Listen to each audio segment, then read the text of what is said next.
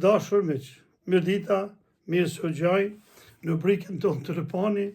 Thash flasim sot për piknisjen prej të Ilirt, e deri në ditët e sotme se çfarë ka ndodhur me popullin tonë prej Ilir e ku jemi tani.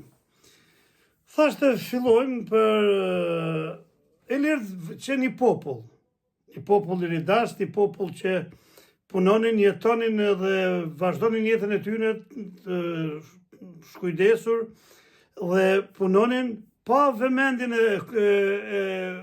për të coptuar në një vend ose për të shitur vendin e vet ose për të pushtuar në një zonë tjetër. Ata punonin në mënyrë të pavarur edhe jetonin jetën e tyre në mënyrë të mrekullueshme. Ç'a ndodhi? Më vonë, kohën kur Rusia e Turqia u forcuan si shtete që kishim dëshirë të glavronin vendet e të tjerëve, Rusia filloi nga sipër, Turqit nga poshtë planetit dhe filluan të zaptojnë tokat edhe të zaptojnë popujt. Qoja fushit mëdha dhe arritën edhe zaptuan një pjesën e Ilirisë gati gjithka Turqit edhe pjesën tjetër Rusët. E ç'a ndodhi? Tu i pa popull i Ilirë se ishte një popull i pastër, një popull me një dashuri të madhe për familjen, për kojshiun, për njerëzit e vet, flas edhe për familjen e madhe dhe për njerëzit e afërt të tij, e pan që është një popull i mbledhur dhe nuk shkatërrohet. Ç'a bën Rusia dhe Turqia rënë dakord që të fusin fet, për të pushtuar dhe për të sunduar me fut fes, me fut përçarje. Edhe kush ishte nga ana ruse u quajt katalik, kush ishte nga ana turke u quajt musliman. Ama në viset tona atje në Silveri si në jug, ke pas dy vëllezër, njëri ortodoks, tjetri musliman, edhe njëri në veri, njëri katalik, tjetri musliman.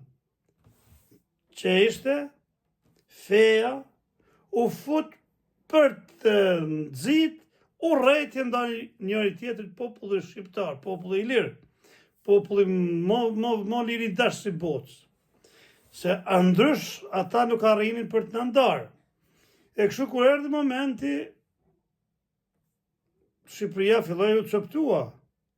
U coptua pjesë prej 156.000 kilometra, 4 ore ngeli 28.000 që janë sot në Kosova, 12.000 kilometra 4 ore, pjesë e Maqedonisë edhe ajo shumë pak, po mbetën. Këto që janë shtet shqiptar, Kosova është shtet shqiptar, po ç'po ndodh sot? Për ata deshat të nisim nga Ilirt, erdhëm të dita e sotme, se ra shkurt ata kohës Ilirës, kohës Skënderbeut, kohë luftrave, ata nuk e kemi mëroj, sot po do flasim pyr çfarë po na ndan. Kur e pan të gjithë se populli shqiptar rënë dakord me fetë, që fetë janë, religionet janë vetëm përçarje, vendosen që të jenë demokrat me fetë. Ç'a ndodhi tash?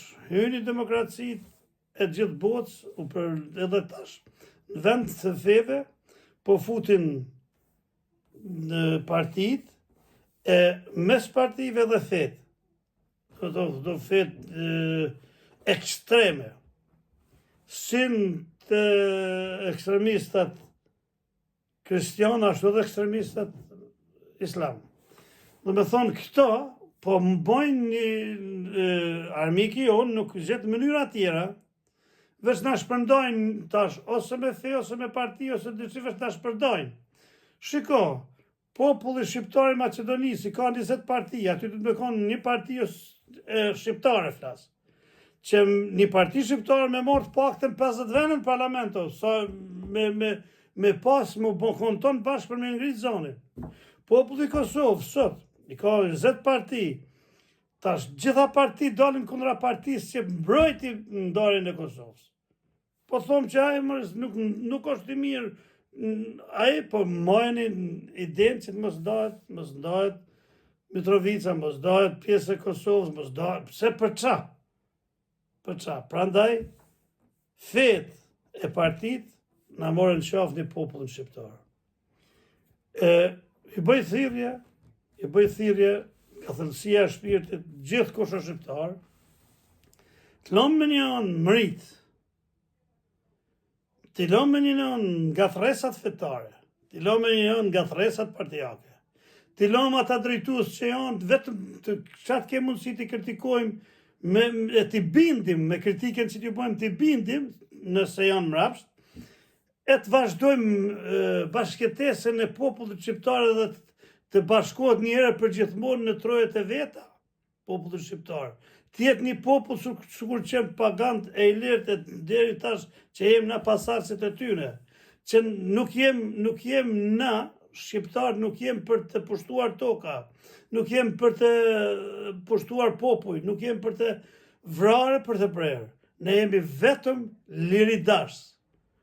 Paqe rujtës edhe liridars.